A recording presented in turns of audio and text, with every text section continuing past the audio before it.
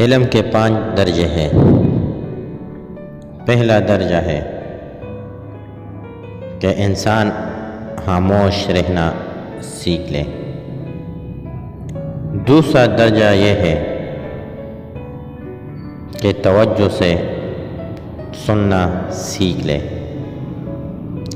تیسرا درجہ یہ ہے کہ جو سنے اسے یاد رکھنے کی کوشش کرے۔ چوتھا درجہ یہ ہے کہ جو معلوم ہو جائے اس پر عمل کرنے کی کوشش کرے۔ اور 5واں درجہ یہ ہے کہ جو علم ہو اسے دوسروں تک پہنچائے۔ سبحان اللہ۔